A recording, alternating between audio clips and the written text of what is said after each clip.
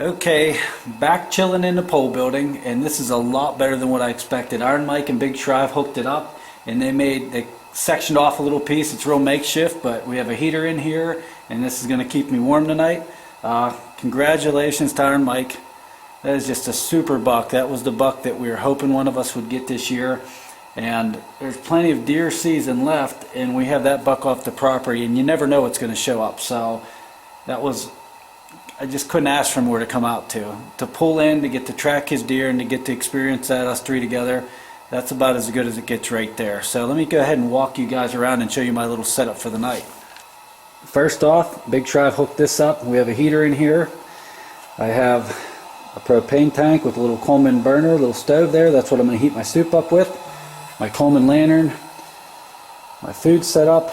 This is my table. I have these wipes, they're flushable wipes, but I'm going to use those to clean my hands good, and they're scent free. And there is my tent cot.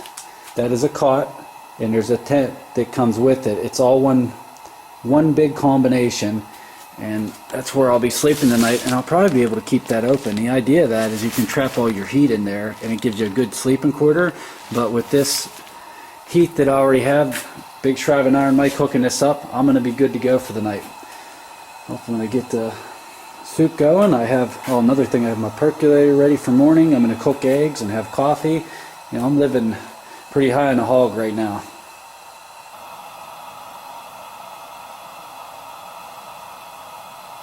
That's again Alex Patton running sideline. He's running sideways, tough to get a clean shot on him like that. He just broke. Can't beat it. I have enough reception to listen to the high school football playoff game. Our local Armstrong Riverhawks are in the playoffs, and they're having a good game. Olsen, out of the shotgun, three wide receivers set. Patton this time, sidecar to his left. They take it to Patton. Olsen looking to throw. Come back.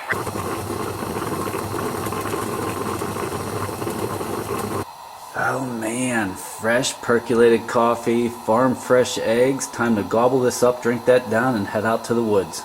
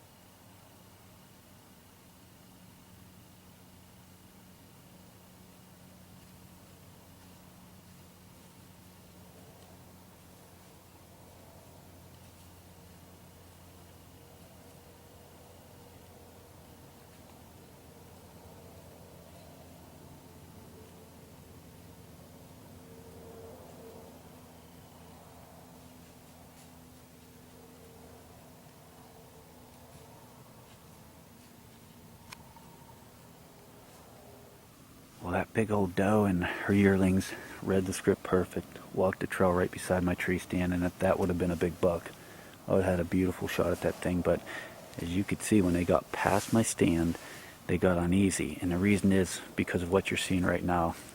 Earlier in the morning, I dropped this coyote. He came in, I had him perfect on video, and once I dropped him I realized I never hit the record button, so I started recording it after he was down. He expired pretty much right where I shot him.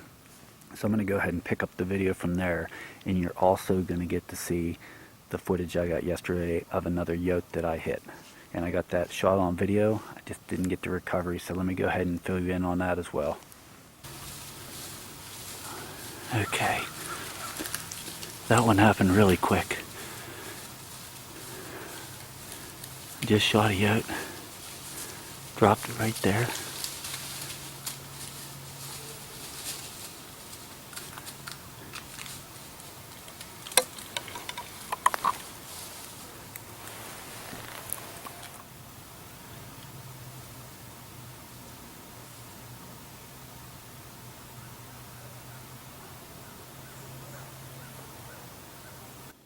Alright, there he is. You can see from here, it looks like the blood's right behind his shoulder. So, you know, these things are tough. I'm going to go ahead and talk about the one I hit yesterday. It was pretty nuts. I ended up hitting that one yesterday. Let me turn the camera around here. I'll talk to the camera for a second.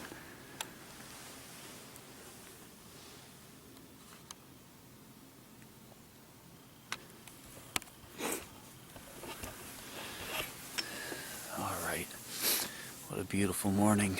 This is day 2, and on day 1, this is after, I guess day 1 would have been the day that we recovered Iron Mike's buck.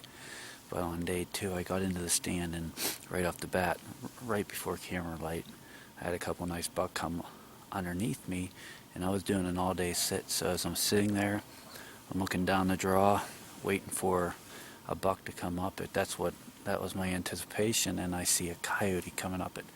So that's when you're going to see this right here. I'm going to go ahead and go to this right here. This coyote's coming up the draw, and I get the camera on him, I hit record, and I'm doing everything, and I'm trying to figure out where the heck this guy's going to stop, because these things are fast. They move through the woods, and our woods are loaded with them. I mean, we got to get some of these out of here.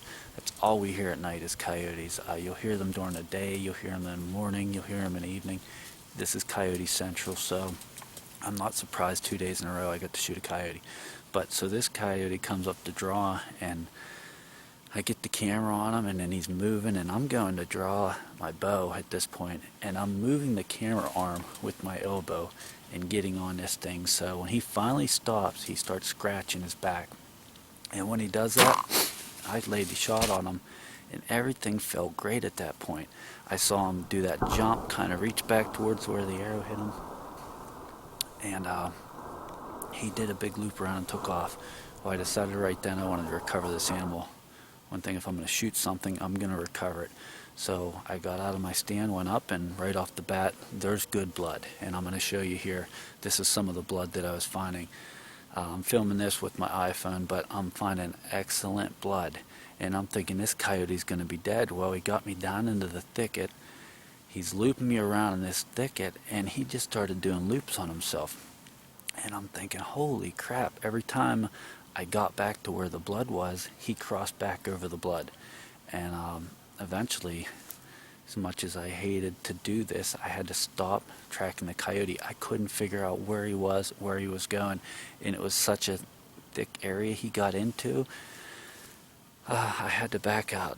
You know, after a couple hours of looking for him, I had no idea where to go anymore. The blood was just crossing the blood constantly. So I backed out, went back up into the same tree, stunk up the whole area. I mean, I was everywhere where I expected buck to come up out of that thicket, and never saw a deer the rest of the day. So went back, got my food, fast forward to right now, and I look, and coming up right up the draw this way, coming from the creek bottom, I said, holy crap, there's another coyote. So I got the camera on him, did not hit record. I have no idea why I didn't. I thought I did, but anyways, I waited for a good shot, drew back, and boom, he gave me a perfect shot, and I laid him down. And then I realized that I never hit the record button. So you're going to get to see the coyote that I ended up not finding, And then this coyote, he dropped right here. It's amazing. I laid a nice shot on this animal, and it took him a while to expire, and I just can't believe how strong these things are. And now I understand why I couldn't find that one yesterday. I mean, I'm pretty sure I laid a good shot on that one yesterday, but I did my best. I love tracking animals. I take a lot of pride in that, and I was very discouraged last night. You know, my friends are saying, hey, it's a yote. That's one less you have to deal with. But when I shoot an animal, I want to recover it. So that's why I didn't do a follow-up yesterday. I was a little down and out that I didn't find that yote. But, you know, I got the, you know, my second chance today, and I laid a pretty good shot on this one. So let's go down and check out this yote. All right, down here to the yote. Put my gear down. Been looking real quick. I wanted to try to look for my broadhead, and I cannot find it. It has to be sunk in the ground deep. But the one thing I am finding, pieces of my arrow, just can't find the broadhead.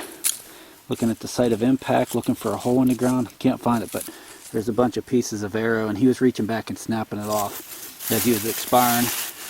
These guys are tough critters, and let's go take a look at him. There it is, my first yote ever. Got him with my bow. He was facing exactly how he is now whenever I shot him. He's facing this way, and my arrow went in up high and came out right in the pocket there. Good, clean kill shot. Take a look at it. I don't know about sizes, but looks to be a decent animal. I'm going to go ahead and pack my gear up and get him up to my bike. Alright, there it is, packed up on the bike. I got it secured down with my bungee cords. That's my electric bike, Rise Blade. Gonna head back to the pole building, get my gear together, and head back home to be with the kids and help them decorate for Christmas.